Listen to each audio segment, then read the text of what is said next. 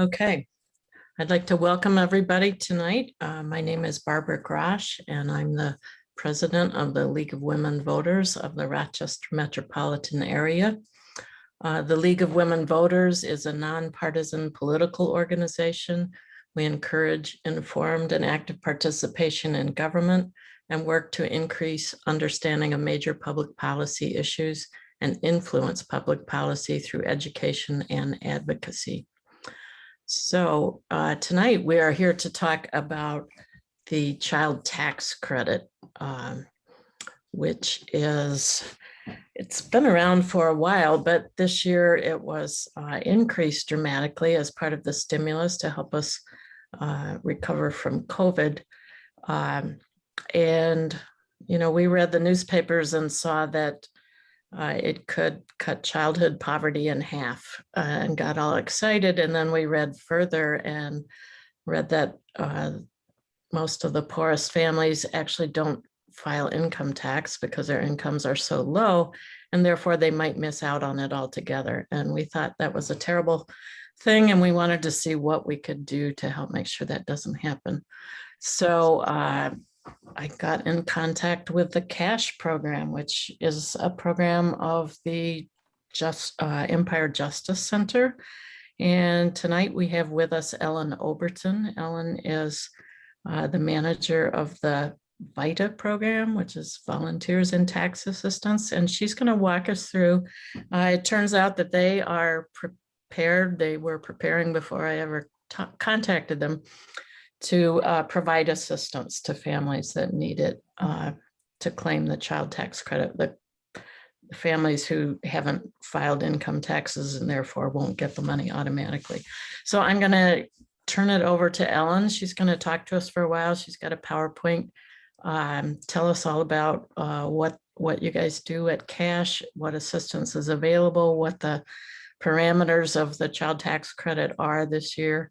And after she's done, we'll have a conversation about who needs to be reached and how we can go about making sure they get reached. So I'd like to welcome you, Ellen. Okay. Thank you so much, and thank you for having us. As Barbara said, my name is Ellen Overton, and I'm the VITA program manager for the CASH organization. So I'm going to share my screen.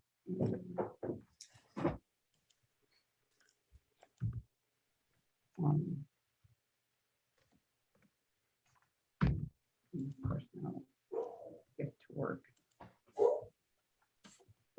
There we go. So, as Barbara said, we are an initiative of the Empire Justice Center, and the Empire Justice Center is a statewide organization, and their vision is to achieve social and economic justice for people in New York State who are poor, disabled, or disenfranchised.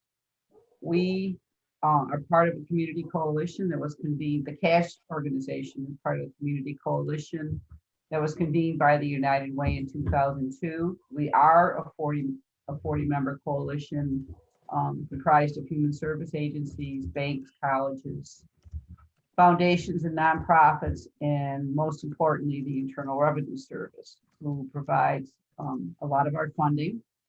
As Barbara said, it's volunteer income tax assistance. So they help us with volunteer training, with getting our equipment, with paying for rent and that type of thing.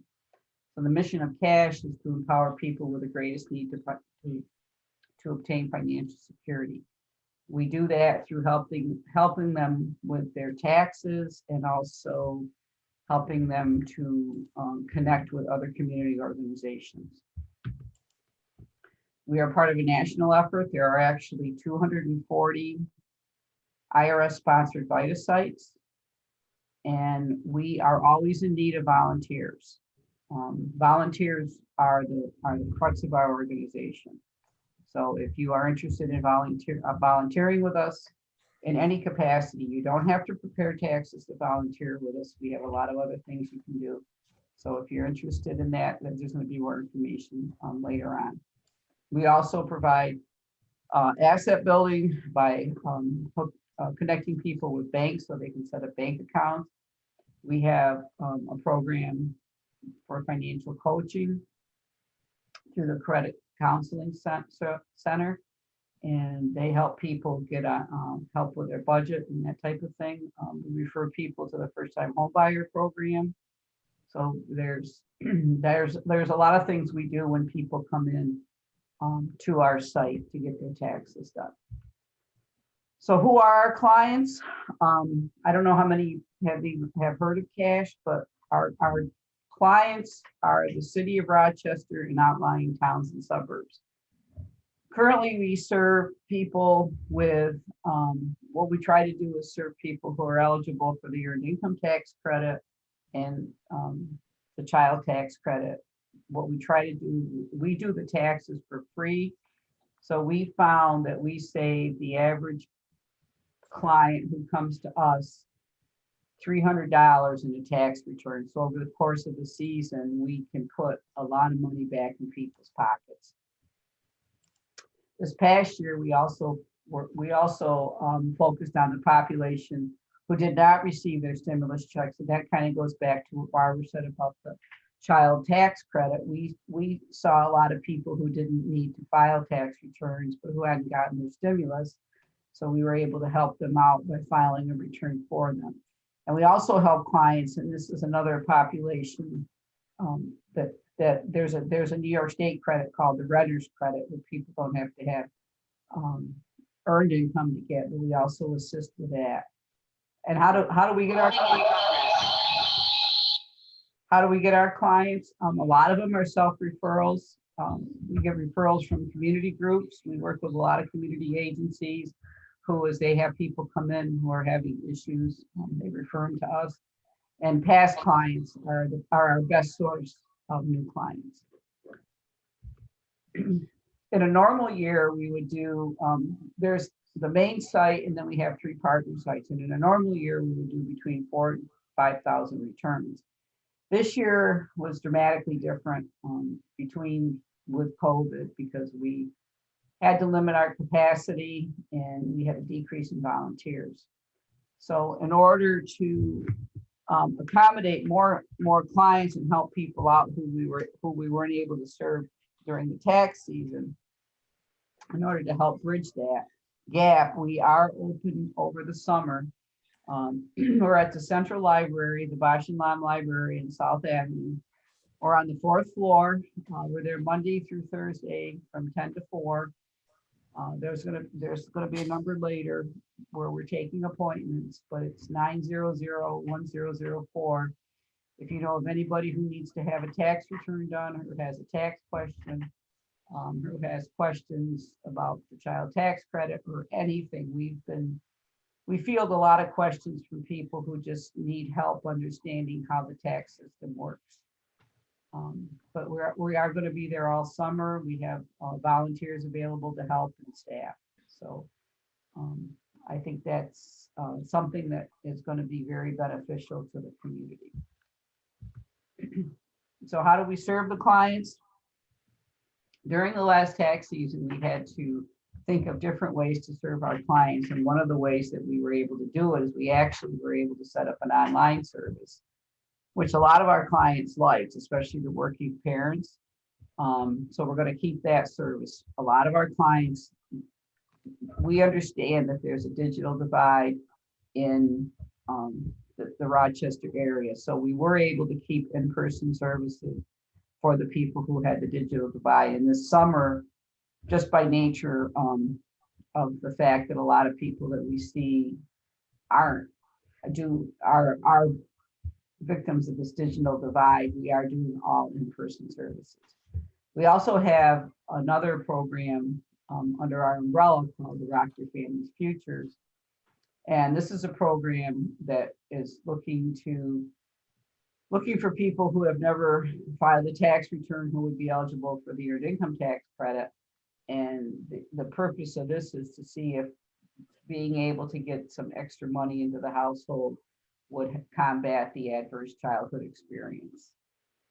So we also work closely with them as clients come in. They're reviewed to see if they're eligible for that program. And we do a lot of collaboration with community partners. Like today, we're always happy to go talk to people. We are very heavily involved with the new child tax credit, which is part of the American Rescue Plan. And that's what I'm going to talk about now. But I also want to reiterate that we're also there to help people who have questions about taxes. We've had a lot of people come in and just have questions about their tax return, or who have not filed a tax return, even if they don't have children. So if you know of anybody who is in need of having a tax return done, please have them get a hold of us. So the American Rescue Plan, this temporarily changed the child tax credit rules. Right now, it's only for 2021. And one of the things that we're encouraging and explaining to people when they come to us is that this is not a long-term, this is not long-term money. This money is for 6 months. So this money is not meant, you can't count on this money past December, the extra $300 or $250, depending on your children. So not only are we explaining what the credit is, but we're trying to help them manage that money so that they don't do something that's going to jeopardize it once the money goes away. And again, it is the intent of this is to help combat childhood poverty.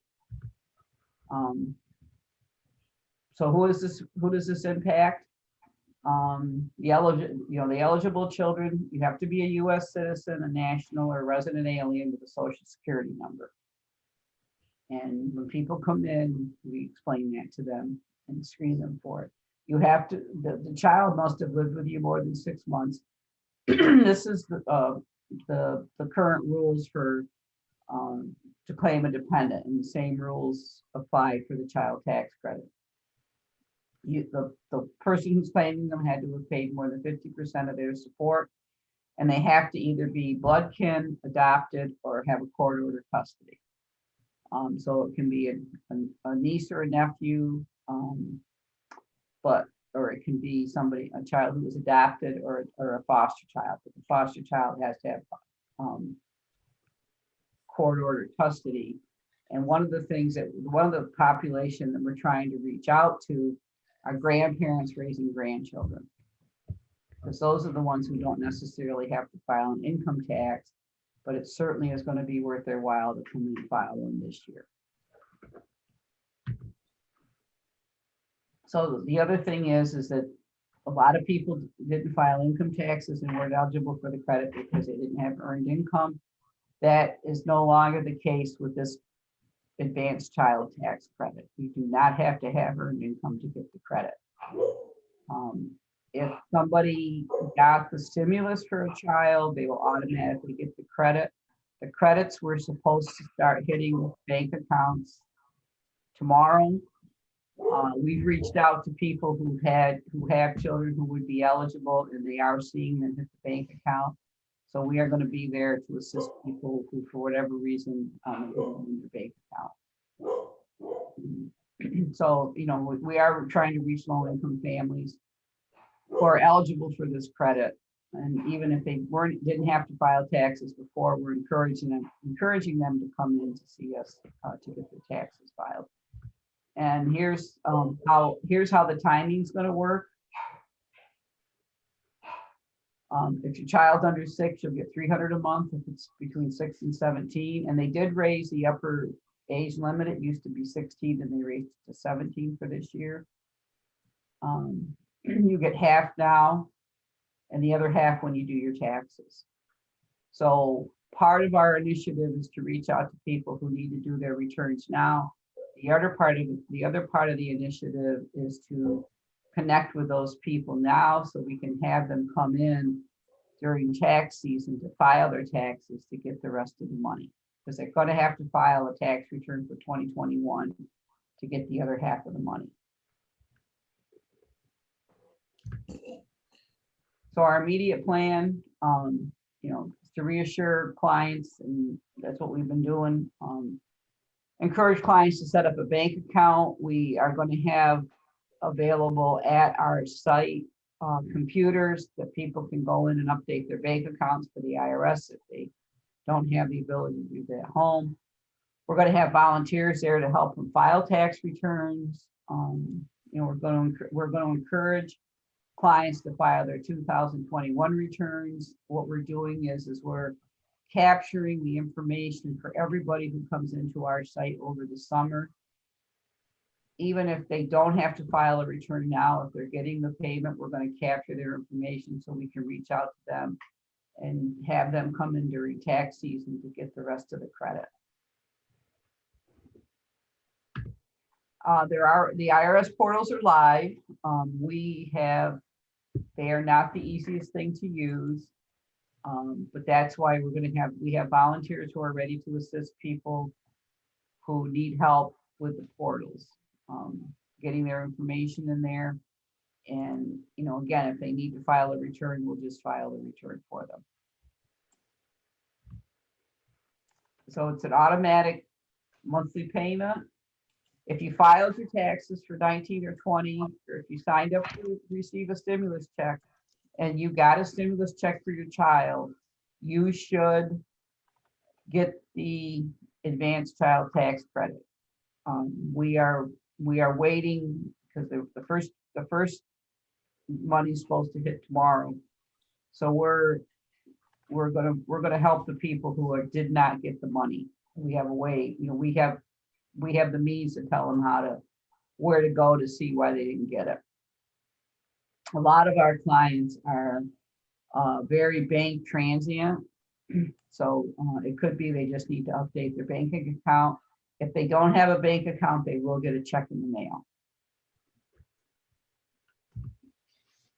And there are income limits.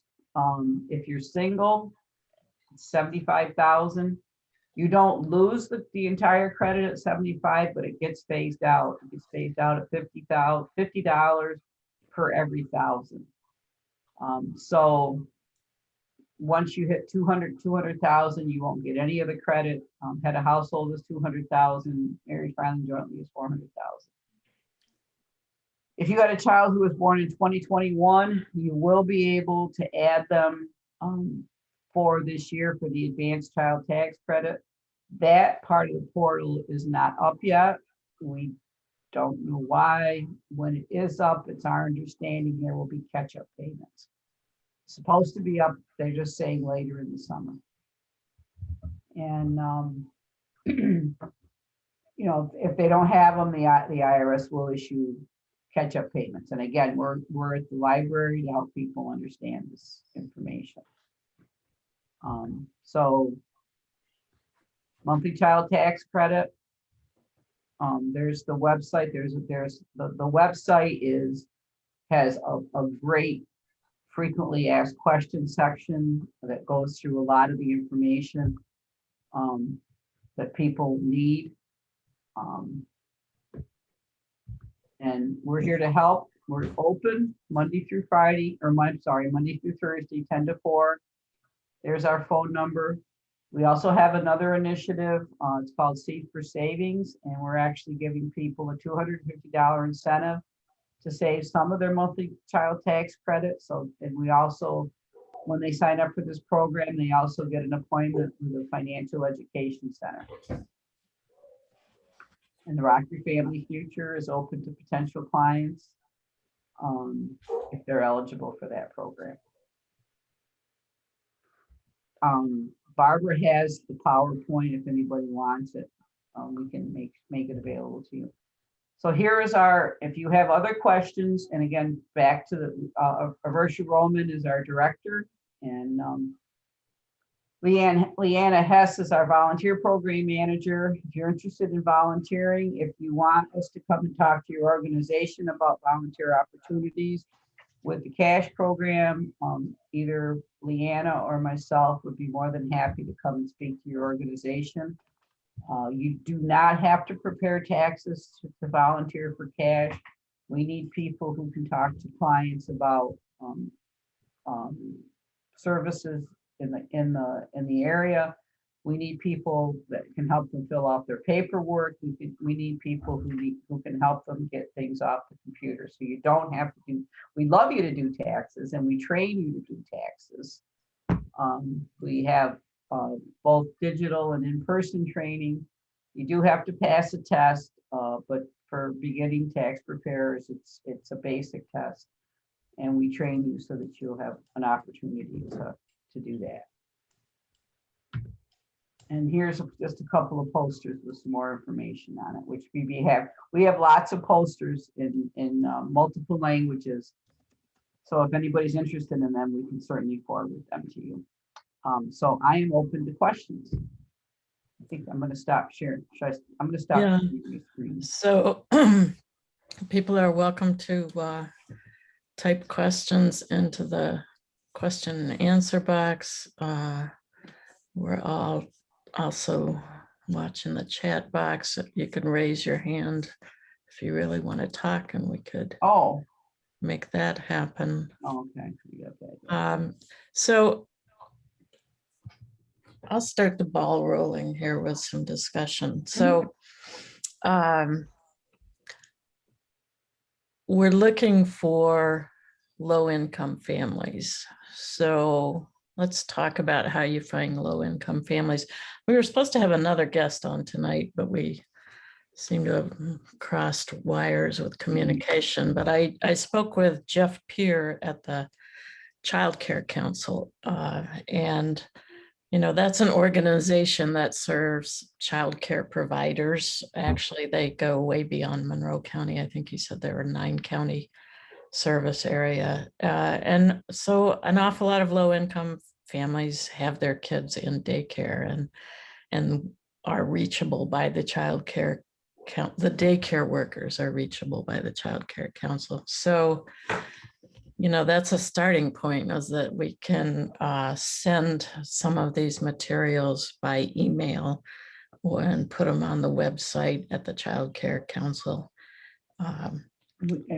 We've actually reached out to DHS already. And we're working with them for them to reach out to their clients who don't necessarily have to do taxes. Right. Information about the program.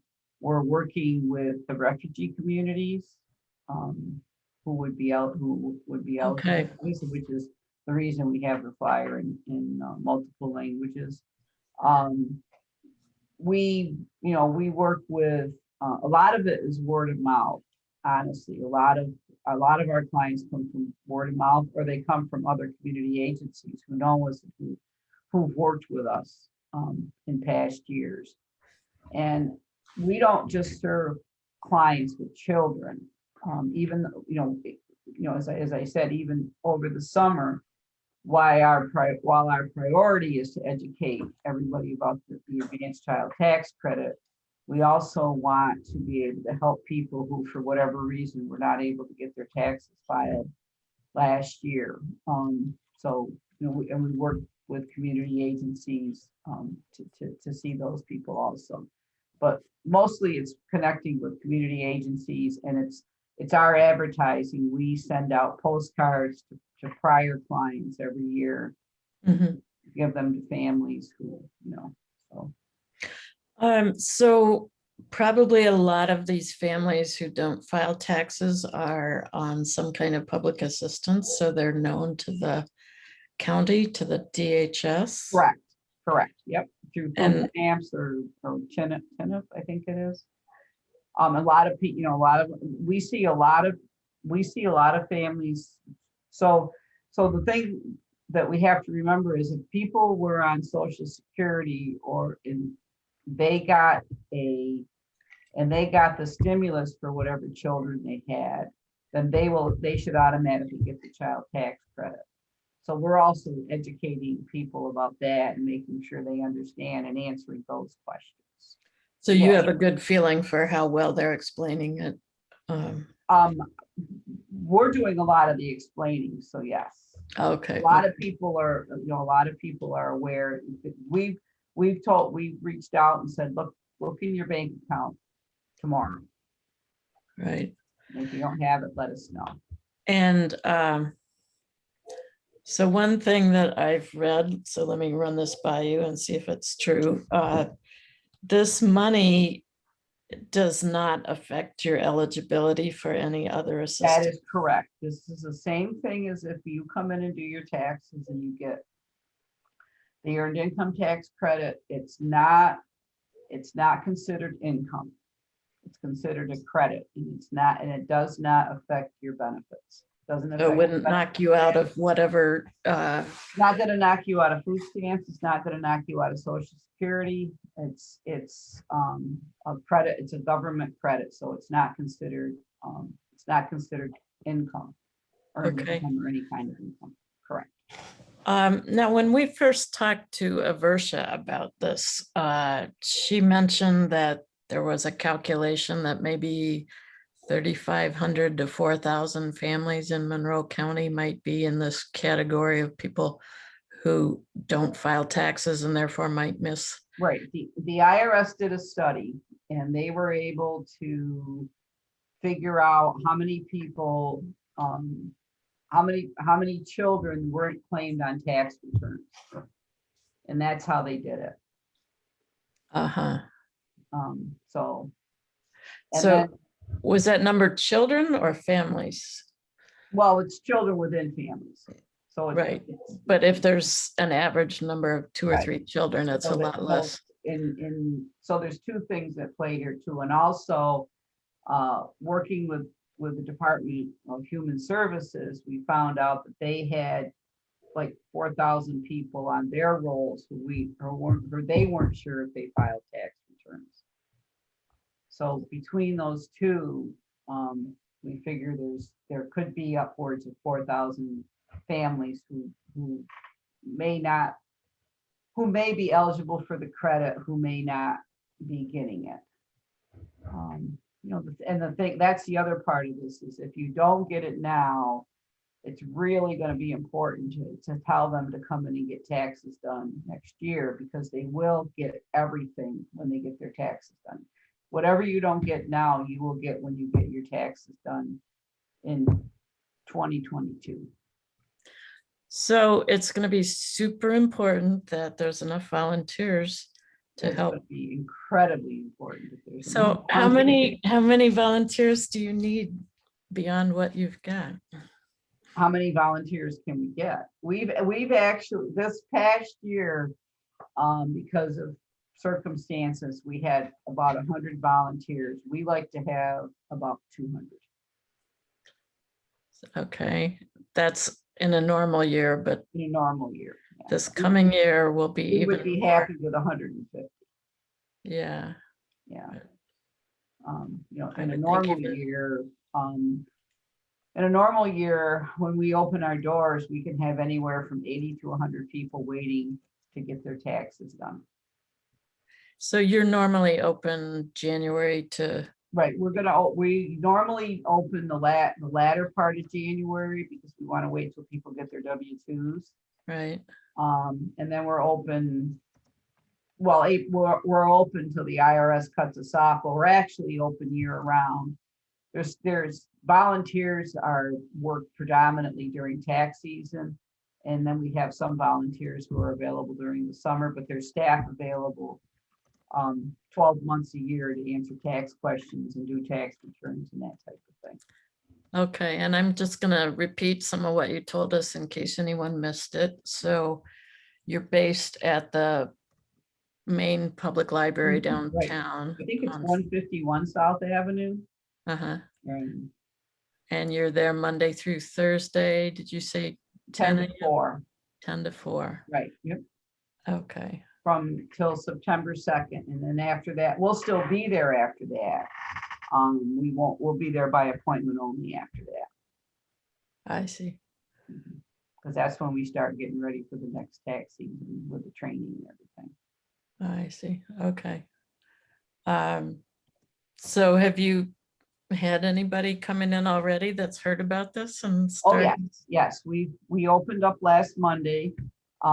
We've had quite a few people come in to ask questions about the child tax credit. We've helped people get their tax returns done. We've had a lot of people come in for the Seeds for Savings program, which is tied to the child tax credit, because they have to save part of their advanced child tax credit. So we've had for the first week that we're open, and the fact that people haven't seen the money in their bank accounts yet, we've had a pretty good week. Mhm. Yeah, tomorrow we have, I think, 6 appointments. And again, we're seeing people who just needed their tax returns done because they weren't able to get them done the last 2 years because of the pandemic. Yeah. So, So we have a question here in the questions. Someone who lives in Wayne County, and she's wondering what's available in Wayne County if somebody needs help. Do you know? I do not know what's available in Wayne County. Call, I would call the IRS. And actually you can go out to irs.gov and you can just put in VITA sites and they will tell you what's available in your zip code. Okay, so there might be a VITA site there. Yes, yeah, there's VITA sites all over New York State. I know there's one in Wayne County. Okay, that's good to know. I don't have the information right off my head, but yes, Yeah. yeah. Uh.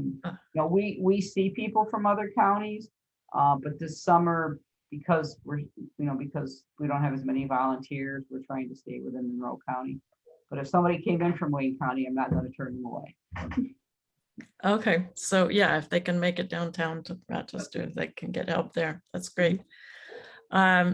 Okay, so I have a question. Somebody wants to know what kind of volunteer commitment are you looking for? How many hours a week? So when somebody volunteers to do to work with us during the tax season, we do ask them to do 1 shift a week, which is a 4-hour shift.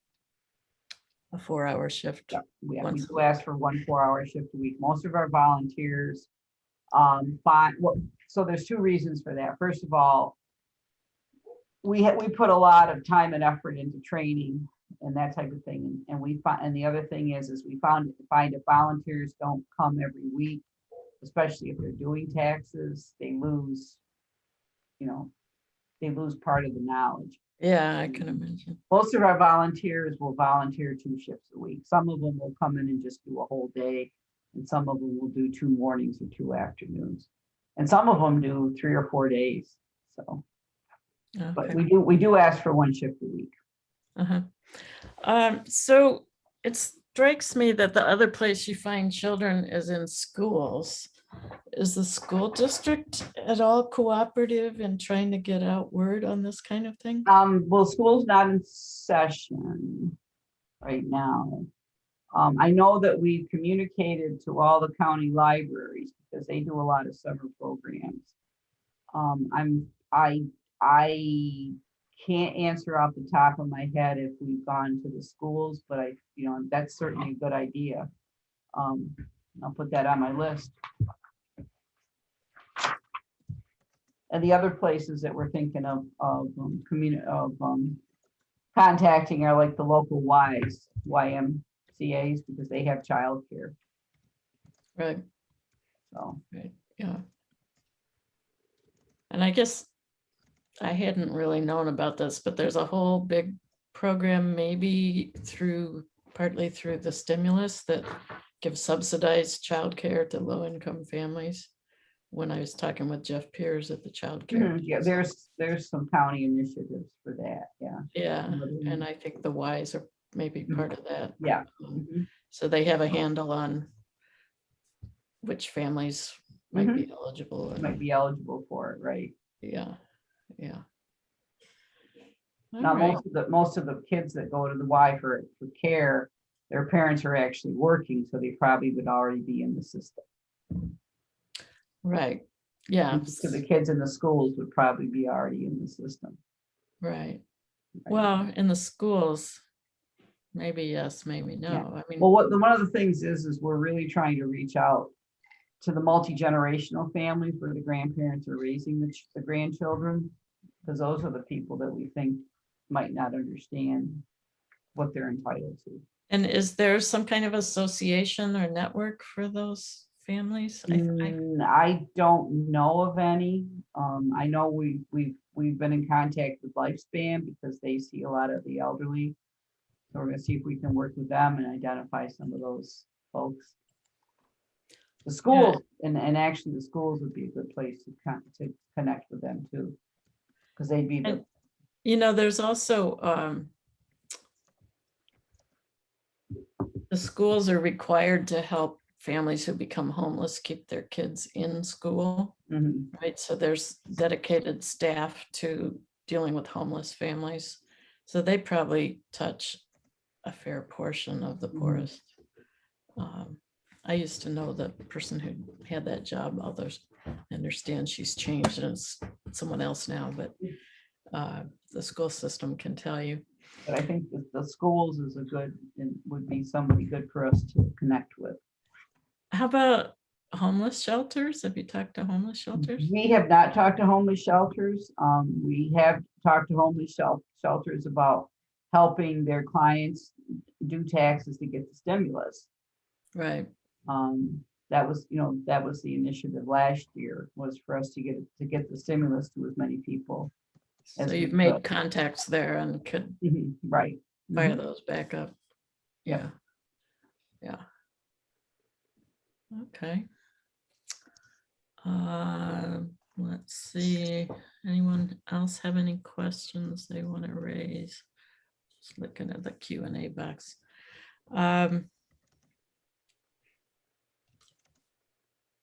So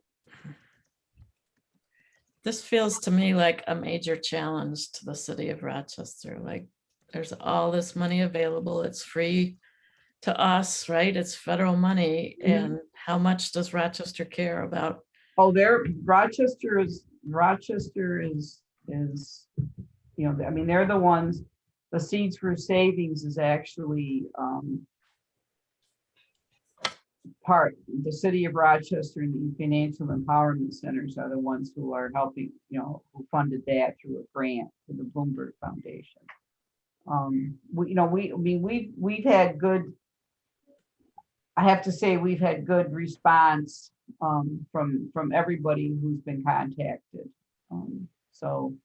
We've worked with Causeway to get literature out, and that there's going to be some other, you'll see stuff posted on billboards and Yeah, I haven't seen it yet. shelters. I'm looking forward to it.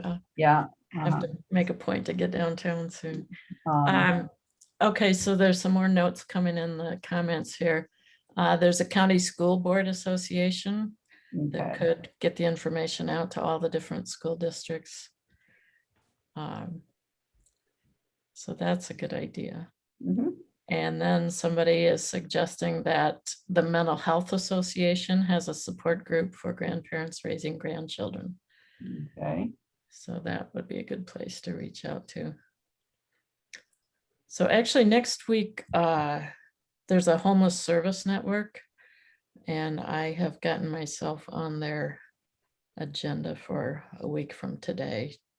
I'll have a few minutes to announce this. So, And please feel free to share the literature, I will. the flyers, because if, we can certainly and feel free to share our contact information with them if we can help them out.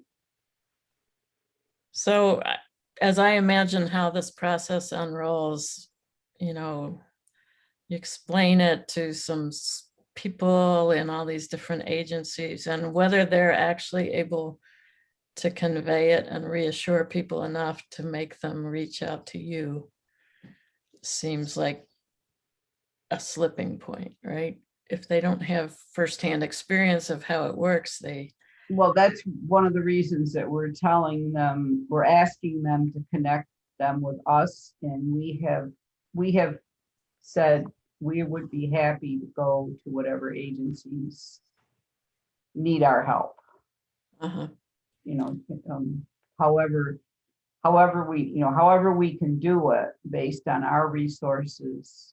And so some of the bigger agencies like Barrow or a barrel is Baden, or you could do a whole training for their program workers. Yep. And on how to explain it. We've been in contact with the Barrow. They had a spot on the Spanish speaking radio station today. Oh, lovely. So because we have a lot of bilingual people. I'm sure. And do you have enough bilingual volunteers? We use Language Line. We do have some bilingual volunteers. We always are asking for more. But if we need to, we have language line available to us to help clients. So we have language access always available. Okay, that's. And we also work with ASL interpreters for the deaf clients. We actually set up appointments with an ASL interpreter with the client, so we can work with them when they come in. So on the information you sent me, I was amazed at the number of languages that you're producing materials in. Mhm. We have dairy. That's the speakers here. refugee community. That's what we did is we did it based on, we did it partially based on what we knew about the refugee community, and we also based it on the people who came to us and how we use language line and what languages we needed to use in language line. Mhm. And we also did it by reaching out to some of the agencies that work with it, like Mary's Place, Catholic Family Center, so that's Yeah. how we knew the predominant languages that we needed. Right. And I have the feeling, maybe I don't know if I'm right, but there's a whole, I mean, to get here as a refugee, you need sponsorship and paperwork. So those people are touched by the social work system fairly effectively. And so they're likely to hear about it and know. Right. Yeah. So. But the thing is we have to make sure they qualify. So that's part of it too, is educating people. Like if you know, what the qualifications are. So you may not get it this year, but you may be eligible for it next year. If they haven't been here for 6 months, then they are not. Yeah, although I understand that immigration's slowed to a trickle in the last 2 years, so probably not that many people are. Right. But we see a fair amount. That's that's how we knew like what some of the languages, because of the folks that we serve, that we're able to serve it with at cash. Yeah. All right. I am not seeing any. Oh, wait, hold on. Yeah. Have you or Aversa or anyone gone on Evan Dawson's show to talk about this? I don't know if we have yet. It would be her if we did. And I'm sure if she's given, I'm sure if she's given the opportunity to, she will. Yeah. You know that there's going to be more publicity about it, about the whole child tax credit coming up soon. Right.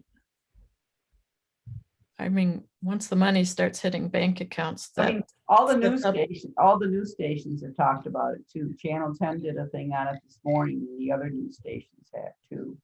And there's been a lot of, we've done a lot of stuff on social media about it. So I'm guessing that there's a portion of the population that just is so averse to dealing with the IRS that it takes a lot to convince them to. There are a lot of people who just don't want to have anything to do with taxes. But yes. But I think this is going to, I mean, this isn't a new credit. It's just an enhancement of a credit that's already there. And it's a better credit because you don't have to have income to claim it.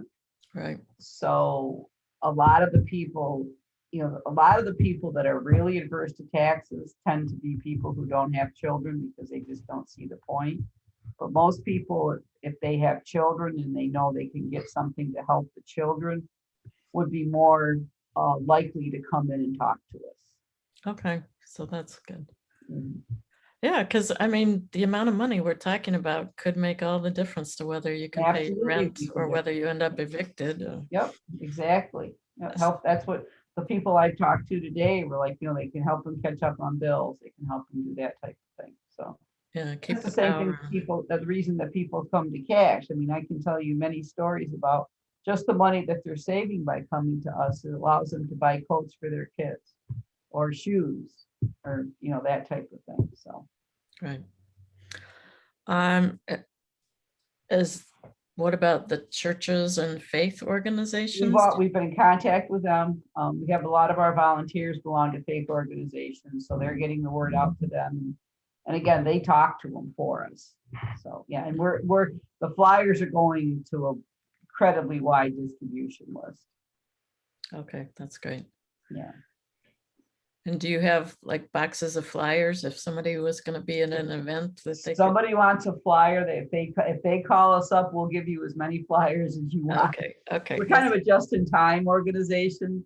We don't want to print some, we want to print as many as people need. Yeah. And in the digital world, sometimes it's easier for us to send them to people.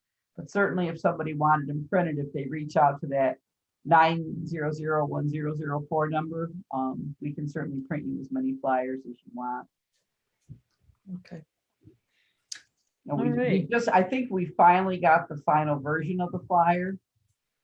So that's the other thing is, the flyer was a work in progress. So I think we have the final version of it now. So. Yeah, I know. Yeah. But you know how that goes. I do know how that goes. Flyers are never final. Nothing is ever. I know. And there's nothing sicker than sending it off to the printer just before you realize what something else. Why we're doing more of a just in time. We have a nice big printer that we can do just in time. And then if we need to change it, it's not, Yeah. It's happened more than once, especially when you're a nonprofit. I was on a committee last year where they sent something to the printer and then discovered it had the wrong website on it. So we scrambled and were able to buy the website it claimed you should go to and redirect it to the real one. But, there was no guarantee that right. URL would be available. Wow. So, yeah. Okay. Well, this has been very informative. Yes, and well, thank you so much for having us. And again, if there's any questions, please give us a call. And I've enjoyed talking to you. So thank you so much. Okay. Okay. Yep. Good night. Good night.